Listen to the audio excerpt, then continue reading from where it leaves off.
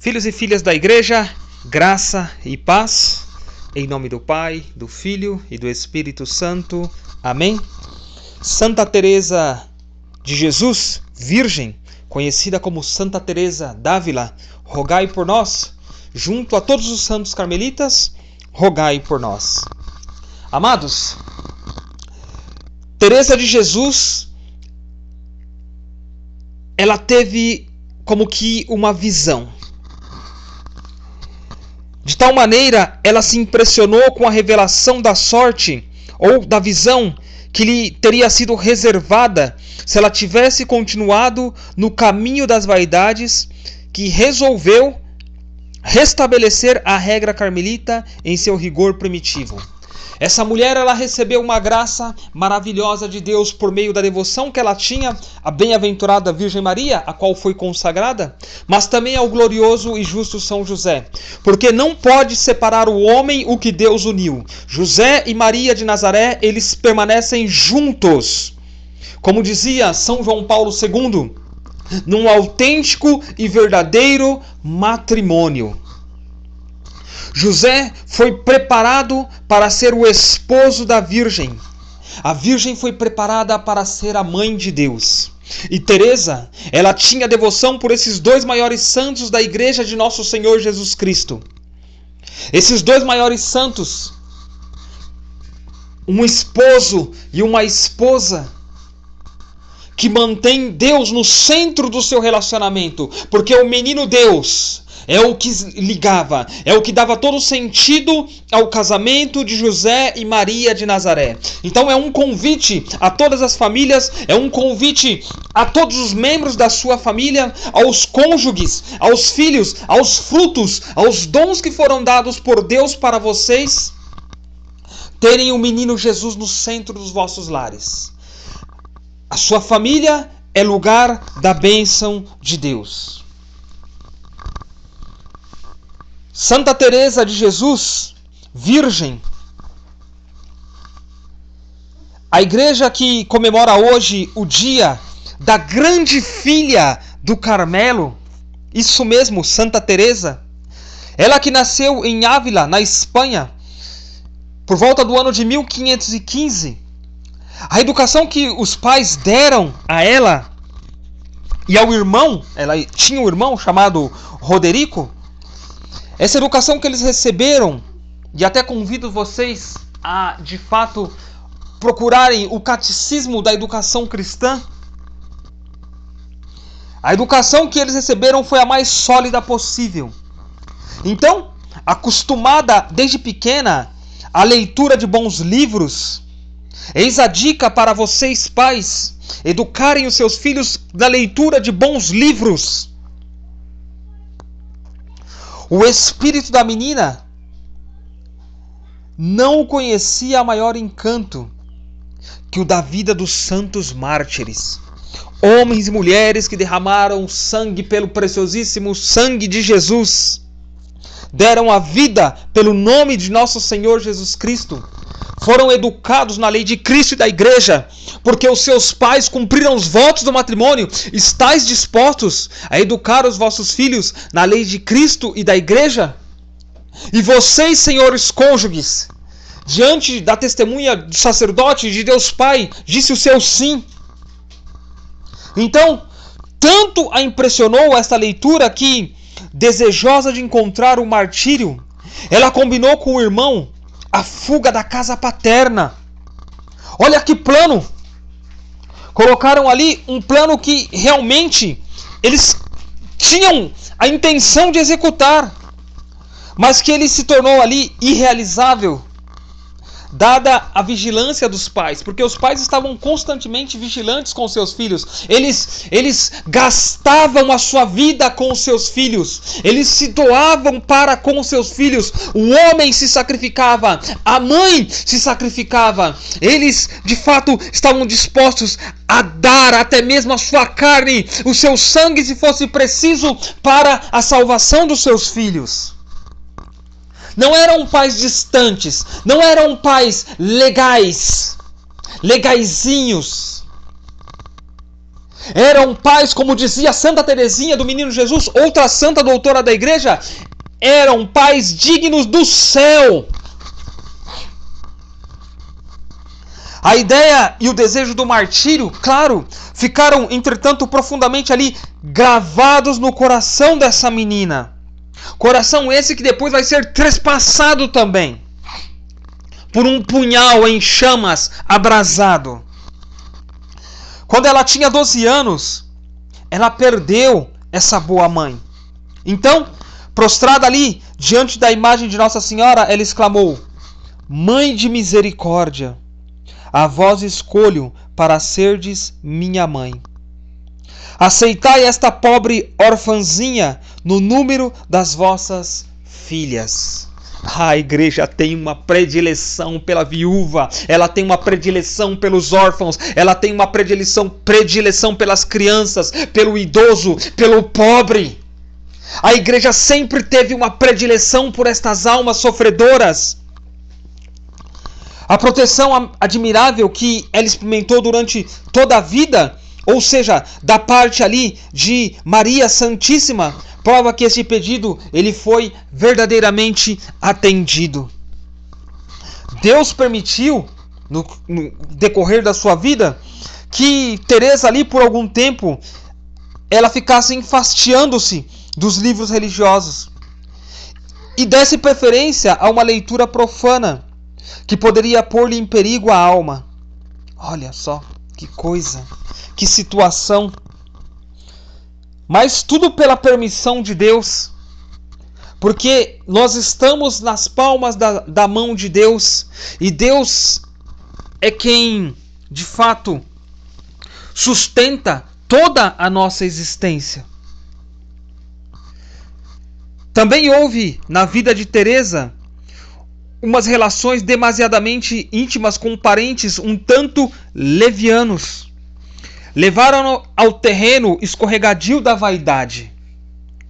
O resultado disso tudo, do envolvimento com a vaidade, foi ela perder o primitivo fervor, entregar-se ao bem-estar, companheiro fiel da ociosidade, sem entretanto, claro, sem entretanto chegar ao extremo de perder a inocência. Ela não perdeu a inocência, mas ela perdeu o fervor primitivo.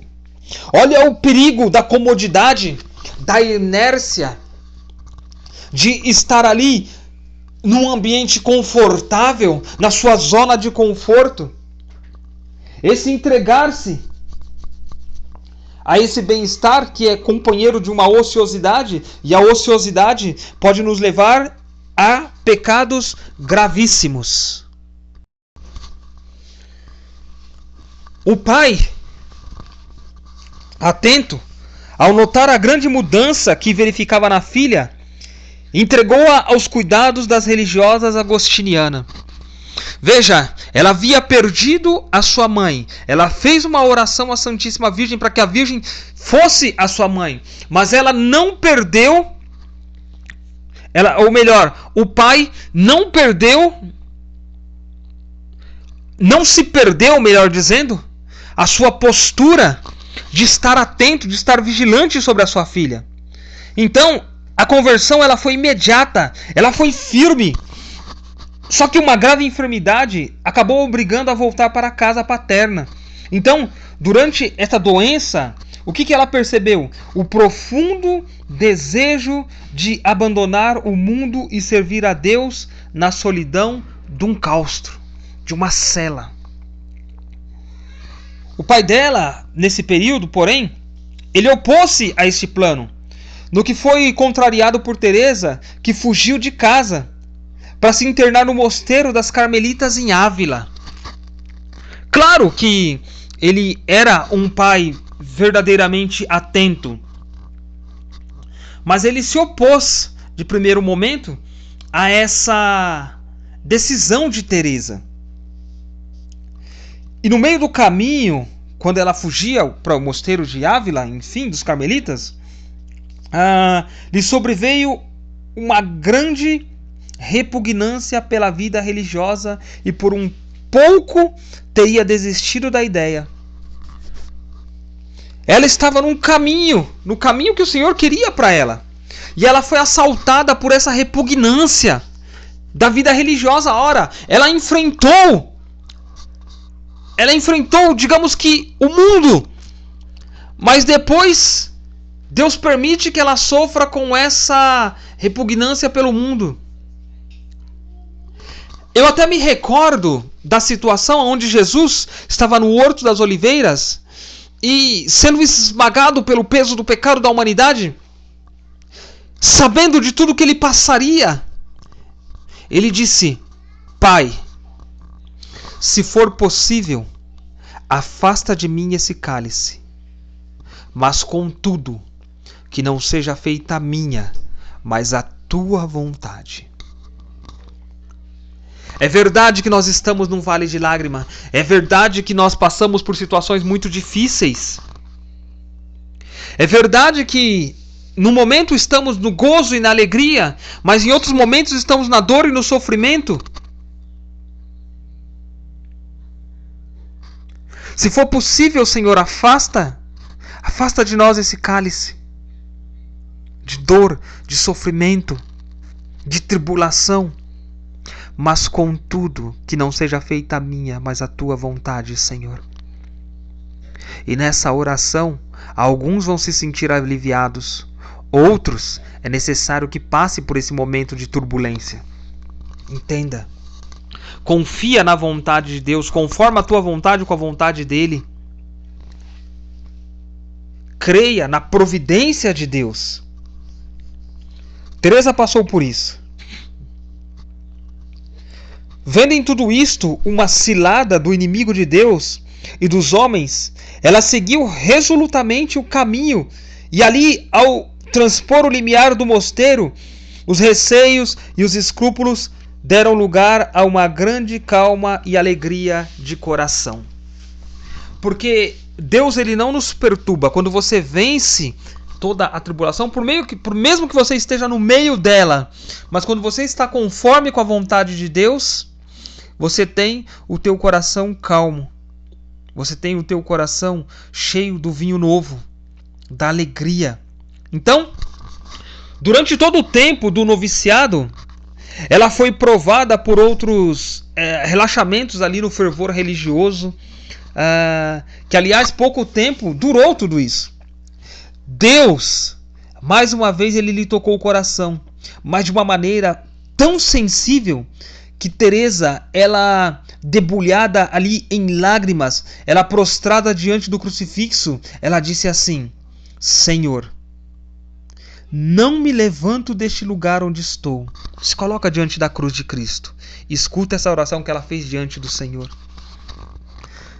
Não me levanto do lugar onde estou, enquanto não me concederdes graça e fortaleza bastantes para não mais cair em pecado e servir-vos de todo o coração, com zelo e constância. A oração, ela foi ouvida e de uma vez para sempre ficou extinto no coração de Teresa o amor ao mundo e às criaturas, e restabelecido ali o zelo pelas coisas de Deus e do seu santo serviço. Olha, foi-lhe revelado ali que essa conversão era resultado da intercessão de Maria Santíssima e de São José. Por isso, ela teve sempre ali profunda devoção a São José, patrono universal da Igreja. E ali muito trabalhou em difundir este culto na Igreja. Ou seja, Santa Teresa de Ávila, ela é uma grande Josefina. Mariana, sim, consagrada à Virgem Maria, mas Josefina também consagrada ao glorioso e justo São José. Então, profunda era a dor que sentia ali dos pecados cometidos, e dolorosas eram as penitências que ela fazia. Se bem que os confessores, eles opinassem que nenhuma dessas faltas chegara a ser grave, ou seja, de pecados mortais. Em visões, lhe foi mostrado o lugar no inferno que lhe teria sido reservado se ela tivesse prosseguido ali no caminho das vaidades. Lembra que foi dito sobre essa visão dela? De tal maneira, amado, entenda, ela se impressionou com esta revelação que ela resolveu restabelecer a regra carmelita em todo o rigor primitivo. Jesus muitas vezes fala sobre a realidade do inferno, o estado de uma alma no inferno, uma alma condenada. O inferno, ele não é uma fantasia, ele não é uma fábula, senão nosso Senhor Jesus Cristo não teria falado. Nossa Senhora, ela diz que as almas caem no inferno como flocos de neve, porque procuram a porta larga e não a porta estreita. É-nos reservado a porta estreita, o caminho da oração, do jejum, da penitência. Esse plano de Teresa, embora ele tivesse a aprovação do Papa Pio IV na época, a mais decisiva resistência encontrou ali ela da parte do clero e dos religiosos. Teresa, porém, tendo ali a intuição de agir por vontade de Deus, pôs mão à obra e venceu. Ela constituiu ali 32 mosteiros, 17 deles foram femininos e 15 masculinos. Então, foram ali fundados e outros tantos reformados em todos, tanto ali nos conventos dos religiosos como das religiosas, entrou em vigor a antiga regra. E esses mosteiros, ela sempre colocava o nome do patrono dela, o glorioso São José. Ali na sua autobiografia, ali há capítulos, né, que dão testemunho da intensidade da vida interior dessa mulher, né? O que ela diz sobre os 4 degraus da oração, né? Quais são esses degraus da oração que ela fala? Ela fala sobre o recolhimento, ela fala sobre a quietação, ela fala sobre a união e ela fala sobre o arrebatamento. Então, é realmente aquilo que a oração da sua festa chama pábulo, né? Chamam de pábulo da celeste doutrina. Ou seja, ela recebeu graças extraordinárias, a acompanhavam ali constantemente como se fossem comunicações diretas, divinas visões, presença visível de Cristo. Ela tinha aquilo que nós já conversamos, a divina inabitação da alma. E olha só o que mais nós já falamos também.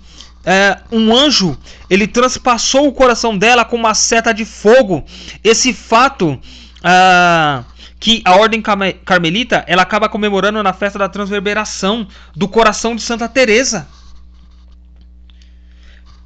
Percebe as graças extraordinárias que essa mulher carregava com ela?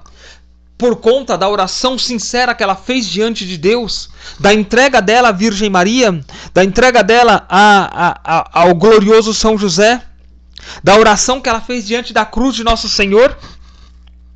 Apesar de doloroso que foi o caminho da cruz pelo qual a divina providência a quis levar, não faltou ali quem lhe envenenasse as mais retas intenções, quem em suas medidas de reforma visse obra do demônio. Então, a intervenção direta diabólica. Porém, a calma lhe voltou quando em 1559, por volta desse ano, se confiou ali a direção de São Pedro de Alcântara. Outro grande santo, São Pedro de Alcântara, rogai por nós. Então, não tardou que ali no seio da ordem se levantasse uma grande tempestade contra a reforma. Aí veio a proibição de novas fundações, e Teresa ela viu-se obrigada a se recolher, no caso, a um dos seus conventos, né? Parecia ter se declarado ali o fracasso da sua obra.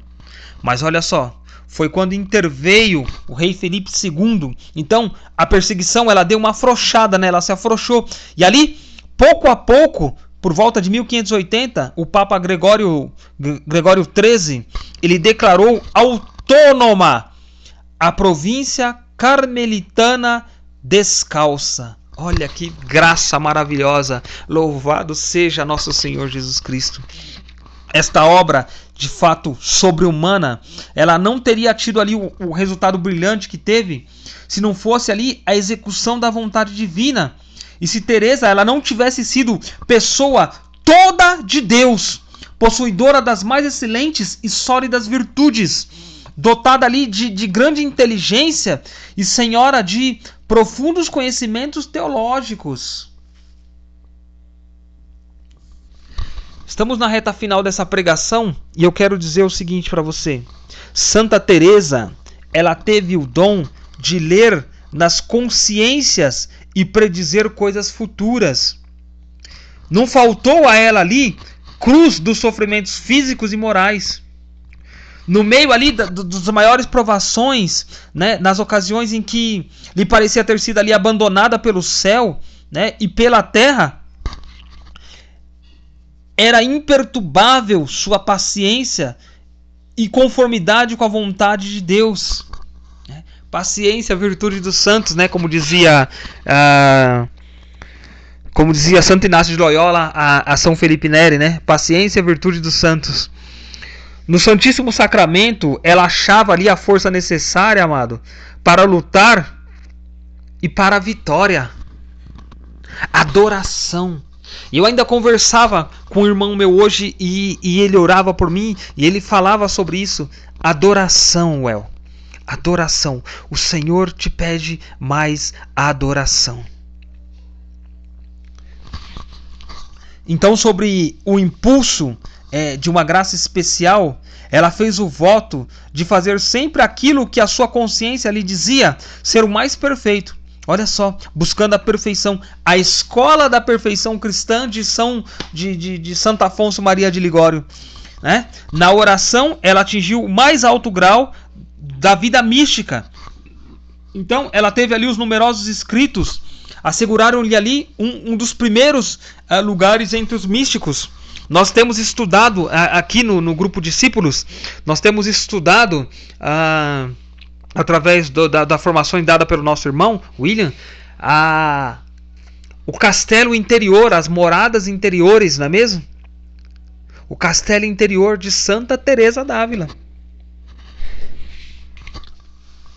Há uma graça maravilhosa que essa mulher recebeu. Ela me lembra muito alguns santos místicos, como Santo Policarpo, bispo de Esmirna, a qual o Senhor mostrou-lhe em sonho como seria o seu martírio.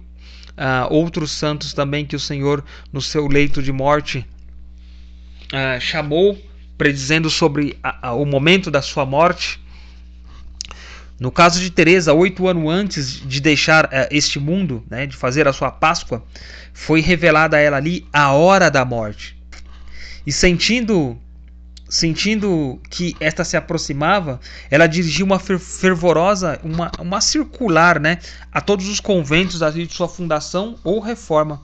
Então, com muita devoção, ela recebeu os santos sacramentos e constantemente ela rezava algumas jaculatórias como essa, que eu quero rezar com você agora.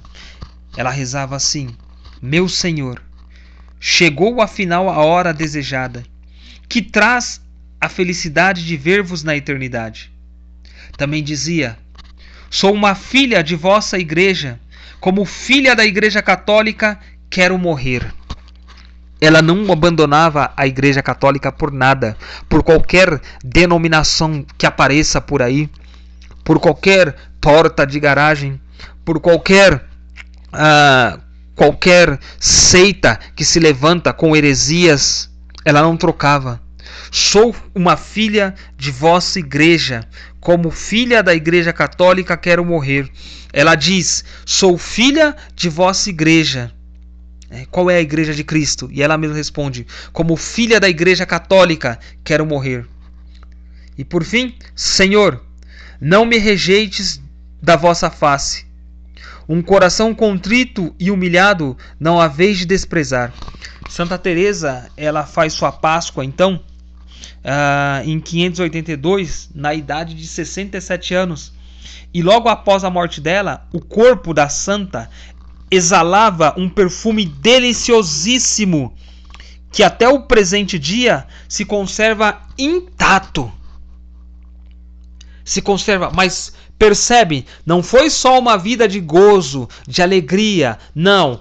ela passou por todos os mistérios, não é mesmo? O mistério da alegria, o mistério doloroso e, claro, o mistério da luz, por conta da sua pregação, o mistério doloroso, por conta das tribulações, das perseguições, enfim, mas também os mistérios gloriosos. Ela participou da coroa de rosas da Virgem e de nosso Senhor Jesus Cristo. O coração dela, foi-lhe apresentado ali uma larga e uma profunda ferida como testemunho, que se acha ali guardada num precioso relicário na igreja dos Carmelitas em Alba. E essa profunda ferida cauterizada encontrada no coração dela testemunha aquela experiência de transverberação, onde um anjo transpassa seu coração com uma seta de fogo. Entende? Ela deixou testemunhado no teu coração, transpassado por essa seta de fogo, apunhalado por essa seta de fogo, a qual a igreja chama de transverberação. E é um coração inflamado de amor por Jesus, um coração que se entrega. Outros santos experimentaram isso, alguns na carne, outros no espírito, como São Padre Pio, como São Francisco de Assis, que há pouco comemoramos a sua festa do seu dia, o pai seráfico. Aquele que viveu a imitatio Christi, né? A perfeita imitatum Christi, né? A imitação de Cristo. Né? E agora nós trazemos aqui para vocês, dentro da sagrada tradição da igreja una, santa, católica e apostólica, que pregava a igreja primitiva, que pregava os apóstolos, que pregava o sucessor dos apóstolos. Nós trazemos aqui para vocês hoje esta santa, bendita de Deus, serva de Deus, que se humilhou diante de Deus e que intercede por nós. Ó serva de Deus, Santa Teresa de Jesus, virgem, conhecida como Santa Teresa de Ávila, nós rogamos por sua intercessão para que nós possamos alcançar uma verdadeira, plena e autêntica, profunda conversão da nossa alma e do nosso corpo, das nossas ideias, da nossa mentalidade, das nossas intenções. O maior milagre que nós clamamos nessa tarde é a conversão perfeita em nome de nosso Senhor Jesus. E isso nós pedimos por intercessão da sua serva Santa Teresa de Ávila e de todos os santos carmelitas. Deus te abençoe em nome do Pai, do Filho e do Espírito Santo. Amém. Filhos e filhas da Igreja,